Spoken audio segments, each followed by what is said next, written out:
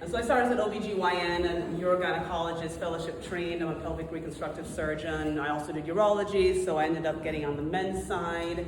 Subsequently, got into private practice, worked for Baylor for a while, and out of it came, I got into menopausal medicine. You're like, why does this have anything to do with me? Well, the menopausal women were bringing in their husbands, and so as a hormone therapy teacher, I ended up taking on male clients again. And so I do male testosterone. And so I decided to talk, we're going to talk about men's health, but I really feel that this is a really big hole in medicine right now, especially for men in terms of testosterone. You're getting it fed to you on the news and social media, and it's a scary word, right?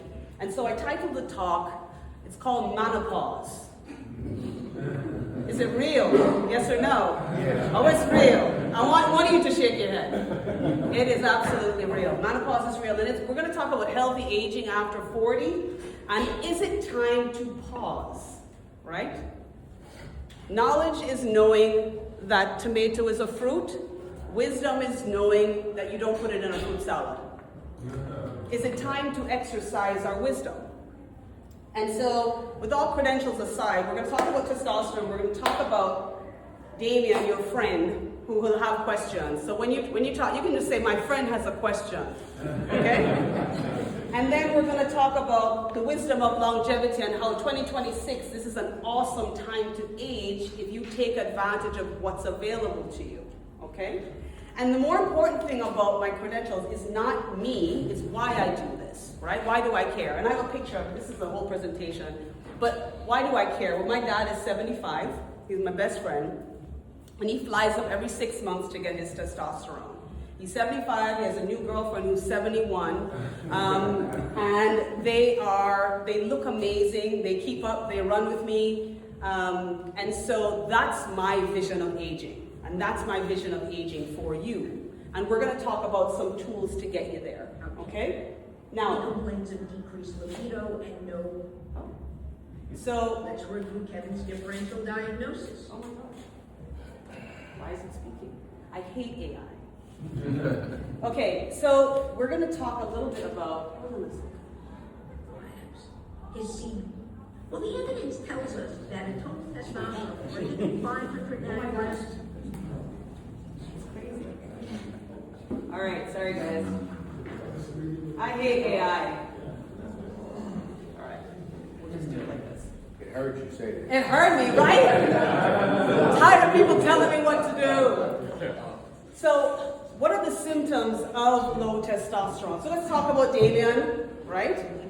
Damien is a friend of yours, and he says, brother, here's what's happening. I have decreased libido, and my morning erections aren't the same, right? I have difficulty achieving and maintaining an erection, and they're not as strong as previously thought. Now, this entire lecture is not about your penis, okay?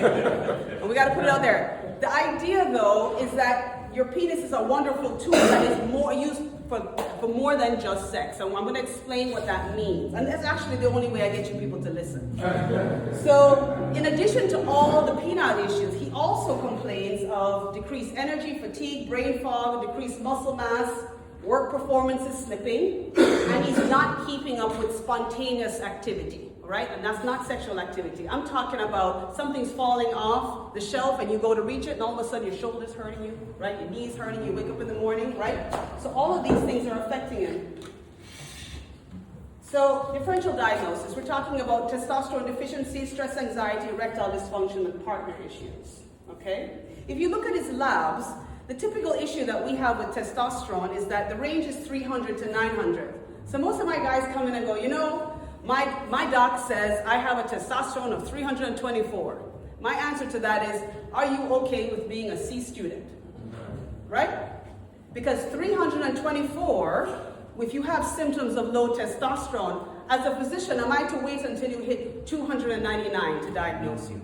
I mean, you can if you want, but it's an option, okay? So the idea is that that testosterone level is low, right? The average male at 19, when you were 19, running and gunning, was about 900, okay, to 1,000, okay? And this is a hormone that your body produces. When were we meant to be dead? What age? Originally? Evolutionarily. Where's your- 35. Close. Give me another guess. 80. 47. 47, without sanitation, vaccination, and surgery, we should all be dead by the age of 47. So everything after that is gravy. Wakey, wakey. So how are we going to get this body to function in the same way, right? So Damien's labs comes back and he's like 324, okay? But we talked about, so let's look at some of the evidence. If you look at all the evidence out there regarding testosterone therapy, we know that there is definitive less function in terms of testosterone receptor complexes and their ability to function at 500. So we know that when men get below 500, that they're not functioning as well. So when you're at 505, do I say you're normal? No. Not in my world. Not unless you're a C student. We can leave you at C.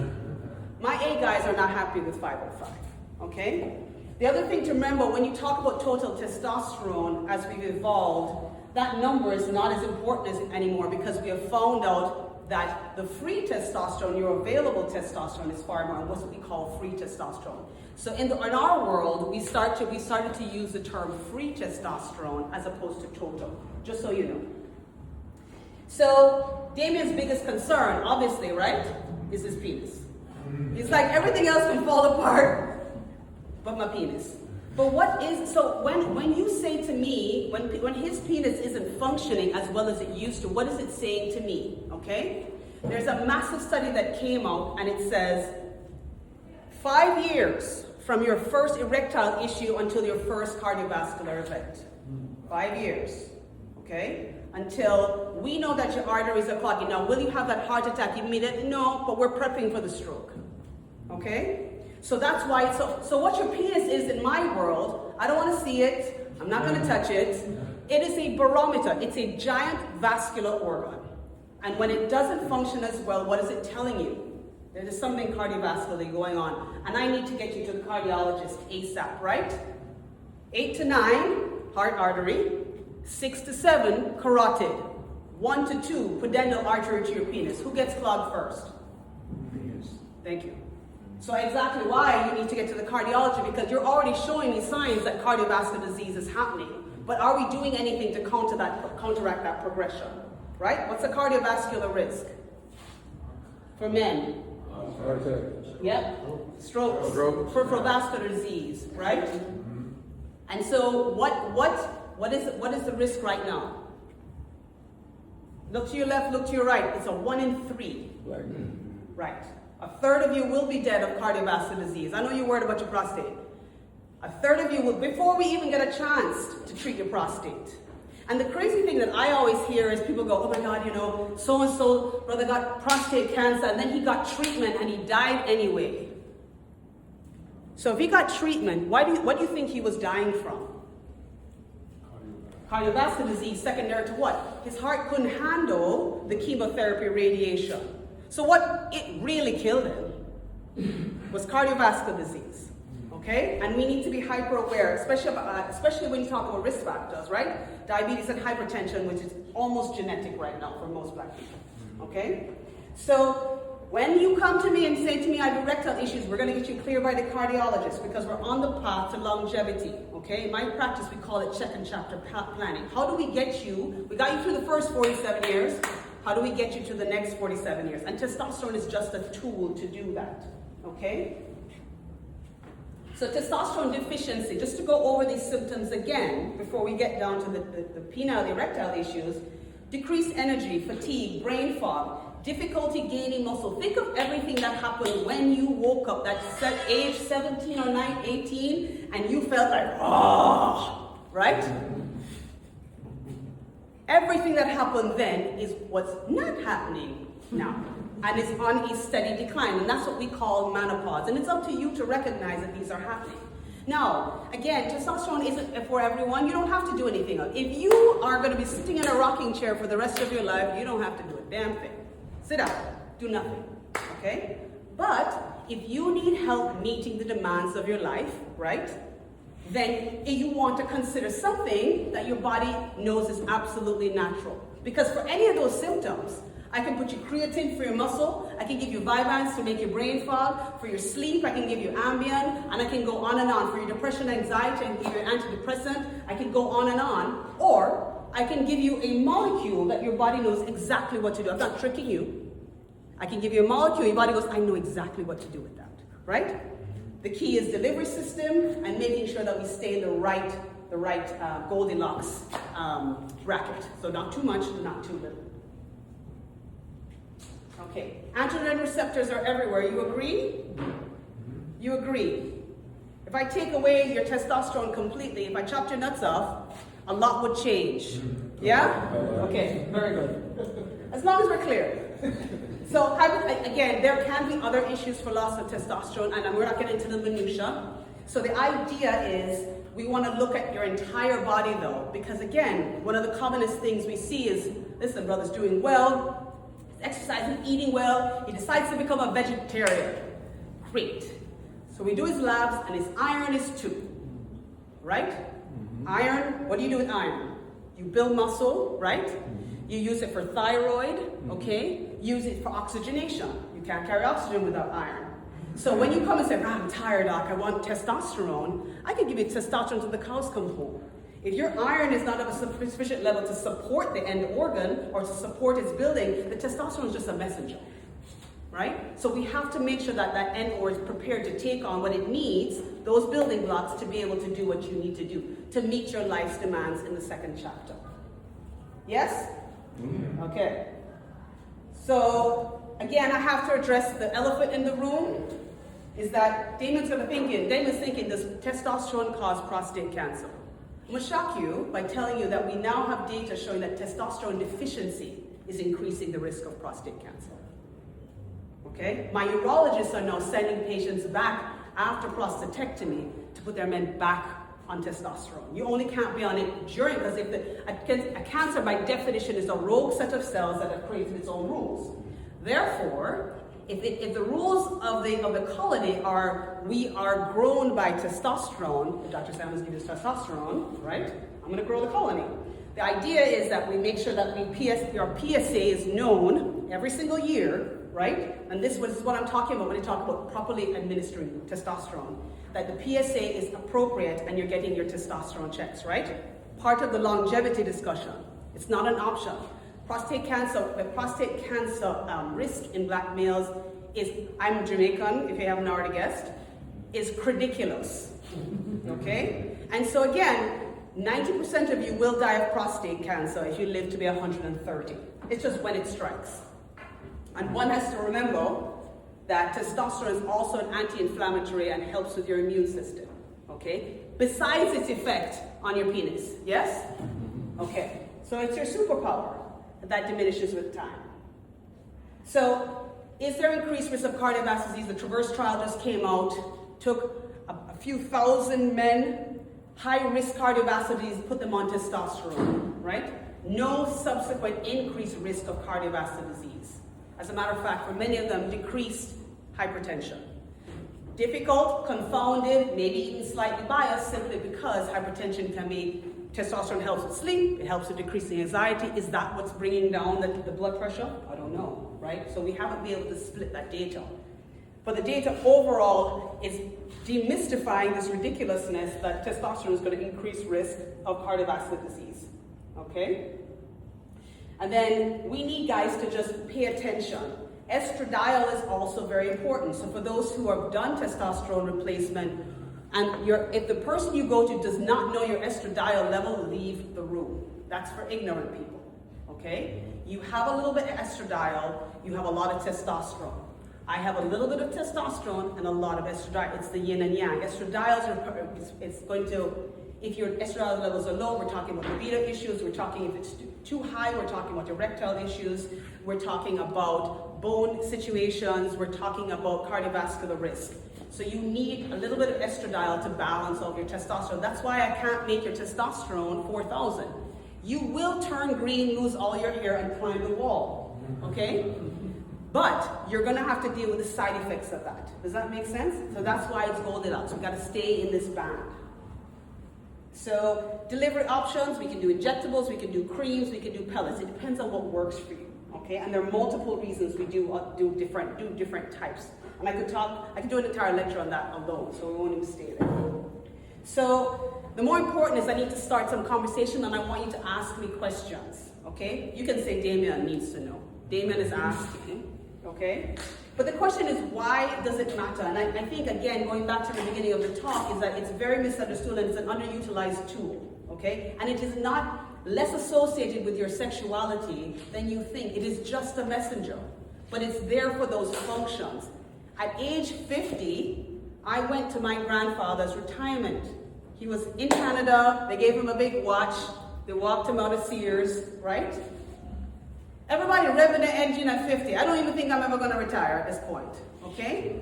So if you want something different for your second half of your life, then you've got to think differently. You've got to be smarter, okay?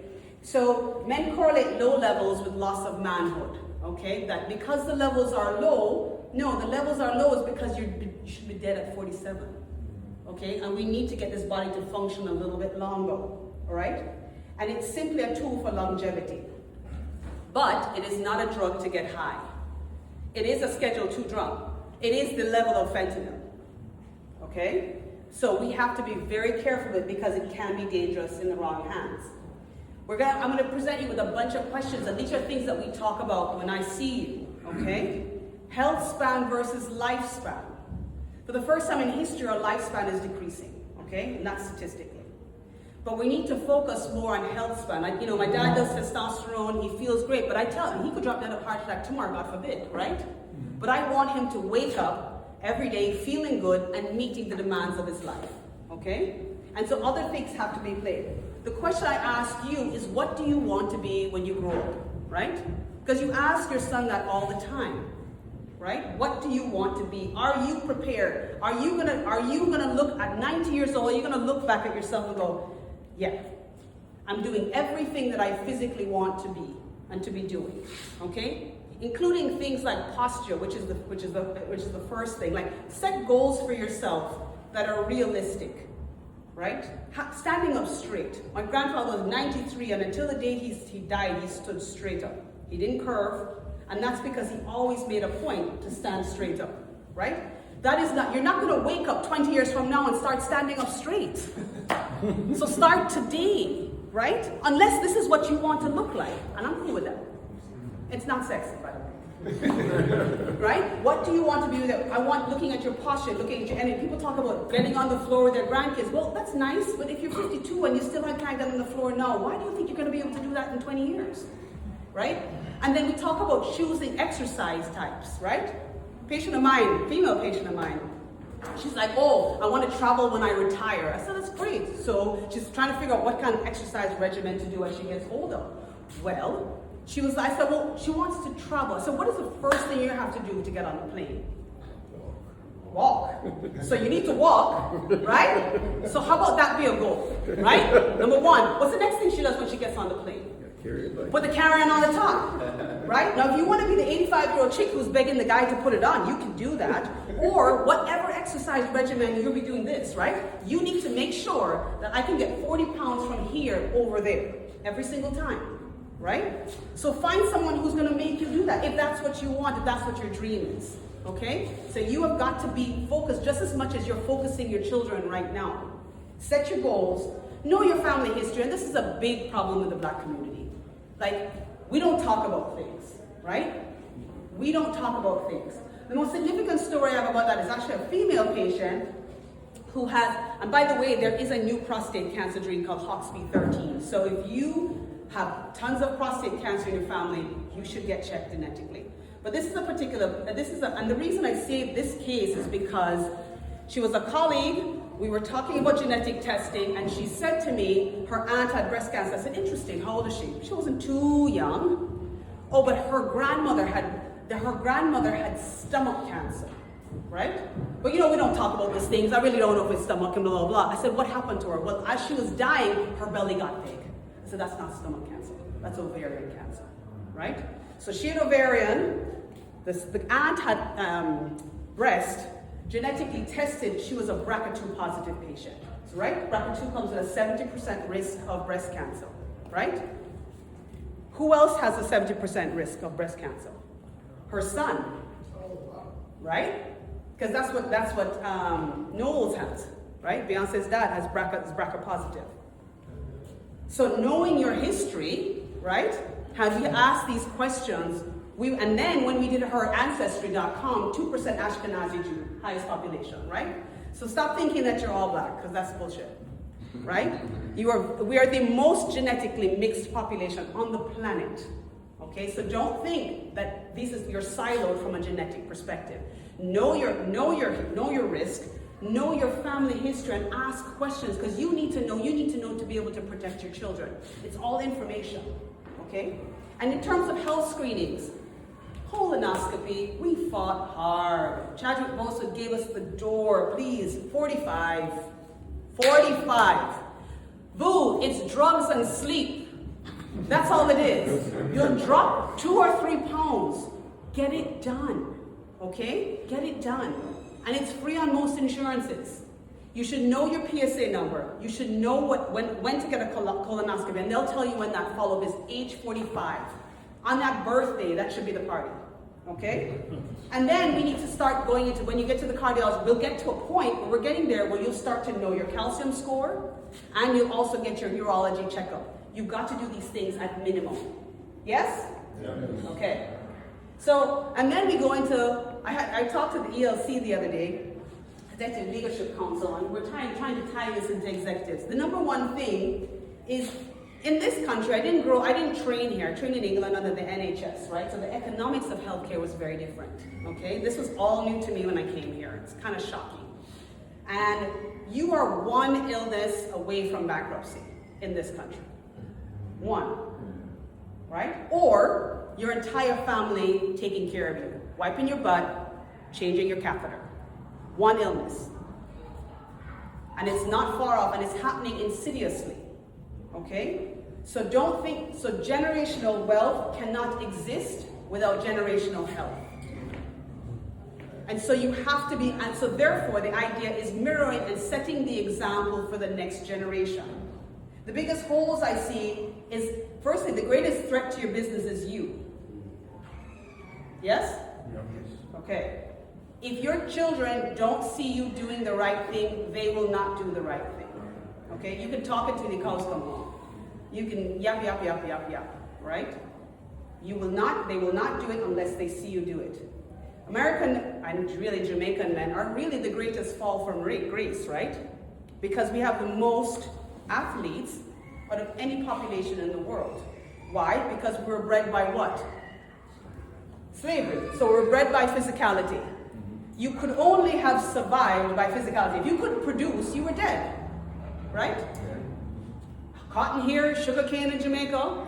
Therefore, that 70-30 rule, like it's, people tout 70% diet, 30% exercise, does not apply to you. You will only get longevity by physicality. So it is actually 70% exercise, 30% diet, right? So therefore, again, there's no argument that you have to have a physical regimen that you're participating in every single day. I'm going through it right now. My son is 14.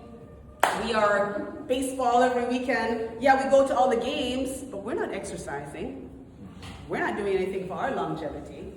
And are your kids seeing, because most athletes in this country, as I'm observing, Jamaica's no different, right? Everybody can tell me about all the slam dunks they did in high school, all the running back business, football in college, and then we did all, right? We can talk about that, and then after college it stops, right? And we don't continue to encourage them to work out without a goal.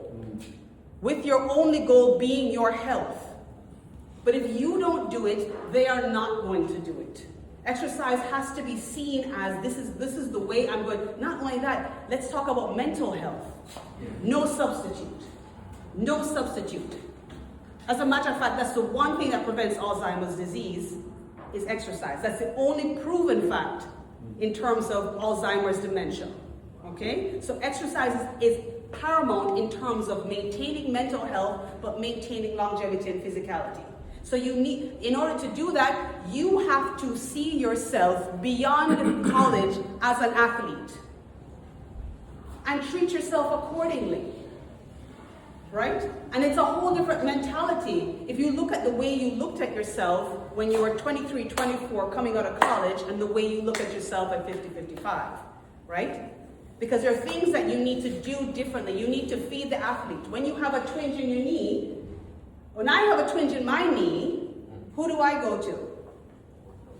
I go to the ortho, but the PT I go to is the Rockets guy. No, because, why? Because you think I'm a competitive? No, because I see myself as an athlete. I see a twinge in my knee. In order to get to 95, I got to get this knee to work. I'm not waiting until it breaks down. I got to see myself like that. So when the ortho's giving me some PT around the corner, I said, no, dear, that's not for me. I need the best of the best. And I can tell you, that consultation changed my life. I mean, I'm a runner now. My background is in dance. I'm a big runner now because of the effect that they had when I was dealing with things like injuries and how I was running, right? Because again, nobody cared but me. Yes? Mm-hmm. You have got to treat yourself like the athlete you used to be. And that's how you're going to get the longevity that you want. So again, that goes back to feeding yourself appropriately. Same thing you tell your sons, right? McDonald's is not going to help you. Chili's is not going to help you. I yell at Ashton all the time, right? You have got to feed yourself like the athlete that you should be. And that's the example that you're selling. So these are questions that you ask yourself, right? When your kid comes home, and again, I'm not saying that I'm guilty of it, right? Oh my God, you did well in the game. Let's celebrate by doing what? Right? We're going to go to ice cream. We're going to go to McDonald's, right? Because they can burn the calories now. What happens 10, 20 years from now when you still celebrated with ice cream, but you're not running, right? These are things that you have to think of the long-term effect. I hear you. I'm there right now, but I have to be conscious of that. How do I show them good eating habits? How do I show them that every meal has to have a vegetable in it, right? To help their immune system. Stress levels. We have got to manage our stress levels, okay? It will kill you. You keep that stress level high, what hormone's working? Cortisol. Cortisol is for what? Fight and flight. Mm-hmm. So you live in cortisol land, you don't sleep well, right? And you put on? That's right, belly fat. Why? Because your body's preparing to run from something that's about to eat you, right? We in the jungle, right? We need a power pack, just in case, right? But we're not in the jungle, right? So this is reflected in your cortisol levels. We have got to keep your stress down. The other thing is you have to make sure, one of the biggest causes of stress at ELC, we're talking about it, is isolation. One way to kill a human being, we are pack animals. We need socialization. We need healthy socialization. We need socialization where we can be vulnerable with one another. Okay? And that's a hard place to be for black men. I'm married to one, I came from one.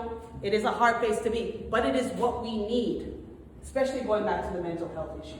Okay? So these are all things that in terms of bringing down stress levels, focusing on what's important.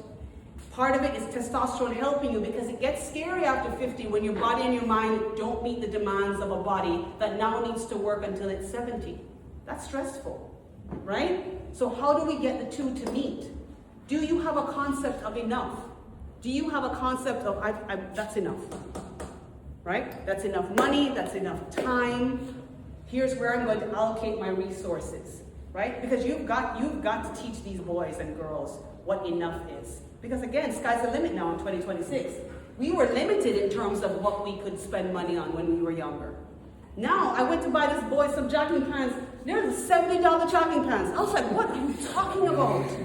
Right? So if you have a $70 jogging pants and you come out of college, and I'm encouraging you to start from the bottom up, and from day one, you can't afford a pair of jogging pants. That's crazy, right? So we have got to change their perspective, or life is always going to be stressful for them, right? Because it's never going to be enough. Sexual health and STDs. You have got to talk to your children about these things, right? HIV exists. I've talked to 25-year-old young ones who just decided they're just not going to use condoms. And you're going to Harvard? Oh, jeez. Syphilis is on the rise. Neurosyphilis will kill you, okay? You have got to know how to find a boot, how to put it on, and you've got to talk to them about it, okay? And part of that is how to manage relationships, right? They meet a girl, how do you evaluate that girl, right? And that's for all of us, how do you not marry somebody who's crazy? Because it's lovely, you can build all the wealth you want.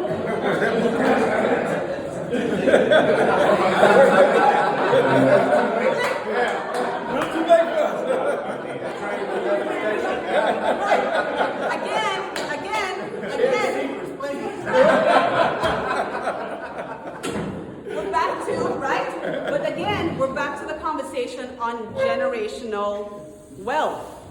Because if you get this boy or girl, right, you get her independent, she marries a crazy guy, you get your son independent, you get him wealthy, and he marries a crazy woman, she just go with half of it. You're going to be by yourself, right? And then you're going to have crazy grandchildren, right? Right? That's your legacy. Congratulations. So these are conversations that you all need to have, and finding and helping them build, and it's not only in a mate, it's also finding good supportive friends. And that starts with you doing that. Finding friends that you can be vulnerable with. Because it's really hard being on my side because my guys talk to me. I really just want to put you all in a room so you all can go, oh shit, everybody's going through this shit. Right? We're all here together. But it's very hard because we're not taught to be vulnerable. And I know Ashton is going to have a talk on vulnerability that's coming to you. Right, Ashton? Okay. So, in conclusion, I always talk too much. Testosterone is just a tool, right? But what we're talking about is second chapter planning. And what I want for you is when your grandchildren or great-grandchildren say, Grandpa, you're the sexiest 95-year-old I've ever seen. And you're going to say, well, you know, when I was 55, this is what I started doing. I do this every day, and this is what my body responds to. And so if you do this, you could be like me. Yeah? Are we prepared for the current and future demands? Does culture play a part in early adoption? The biggest risk to your career is who? You. Say me, not me. You, right?